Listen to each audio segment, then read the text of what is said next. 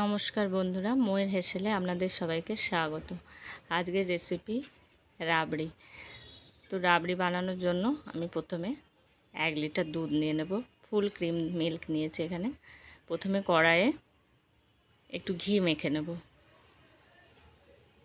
ঘিটা এখানে মেখে নিয়েছি এই জন্য এতে রাবড়ির টেস্টটা একটু অন্যরকম হবে, খুব সুস্বাদু হবে। এবার কড়াইয়ে 1 লিটার দুধ নিয়ে নিয়েছি, আর এদিকে একটা বাটিতে মিল্ক পাউডার নিয়েছি, যেটা দুধ দিয়ে আমি মিক্সড করে নেব ভালো করে, যাতে কোনো গুটি গুটি না থাকে।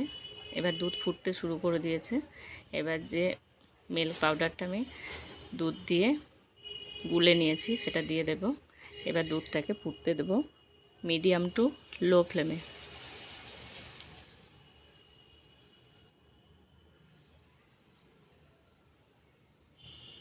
একবার করে দুধ ফুটবে আর একবার করে দুধের যে সরটা পড়বে সেইটা কড়াইয়ের ধারে আটকে দিতে হবে।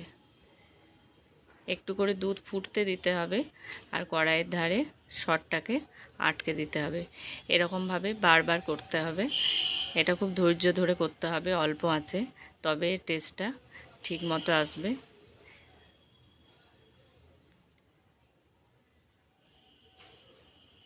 এই যেমনভাবে আমি করছি এরকমভাবেই করতে হবে, তাহলে মিষ্টি দোকানের থেকেও ভালো রাবড়ি বাড়িতেই বানিয়ে খেতে পারবেন। একটু সময় ধরে বানাতে হবে। দেখুন দুধটা প্রায় অর্ধেকের ওপর হয়ে গেছে, মরে এসছে, দুধ ঘন হয়ে এসছে। এবার আমি এখানে এলাচ গুঁড়ো দিয়ে দেব।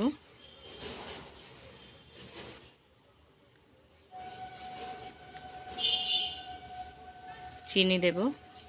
1 লিটার দুধে আমি 4 চামচ মতো চিনি দিয়েছি। বেশি মিষ্টি হলে রাবড়ি খেতে ভালো লাগে না। আর অল্প একটু কেওড়া জল দেব। কেওড়া জলের পরিবর্তে রোজ ওয়াটারও দেওয়া যায়, যেটা ইচ্ছা। আবার একটু ফুটতে দেব, সব শুদ্ধ মিক্সড করে নেব। এবার ধারে যে সরগুলোকে আমি আটকে রেখেছি সেইগুলোকে দুধের মধ্যে দিয়ে দেব। দেখুন কীরকম মালায় চারপাশে জমে গেছে। এটা বানাতে গেলে একটু পিছনটা পুরো এরকম ধরনের কড়াইয়ে বানাতে হবে, যাতে যে সরগুলো ধারে আটকানোর সময় যাতে সরগুলো পুড়ে না যায় বা ধরে না যায়, তাহলে রাবড়িটা একদম পারফেক্ট হবে।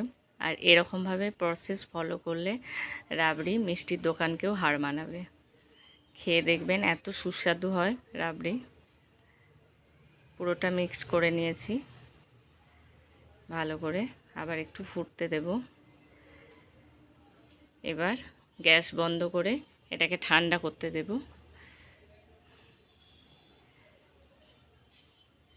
দেখুন কীরকম মালাইদার রাবড়ি হয়ে গেছে তৈরি অল্প সময়ে। এবার এটাকে ঠান্ডা করে সাজিয়ে নেব। কেশর ছড়িয়ে দেব ওপর থেকে, আর একটু আলমন্ড ছড়িয়ে দেব। রাবড়ি আমার একদম তৈরি। খেতে তো দুর্দান্ত হয়। ভিডিওটি ভালো লাগলে লাইক করবেন, শেয়ার করবেন, রেসিপিটি অবশ্যই ট্রাই করবেন এবং কমেন্ট করে জানাবেন কেমন লাগলো। আমার ইউটিউব চ্যানেলকে সাবস্ক্রাইব করবেন এবং ফেসবুক পেজকে ফলো করবেন।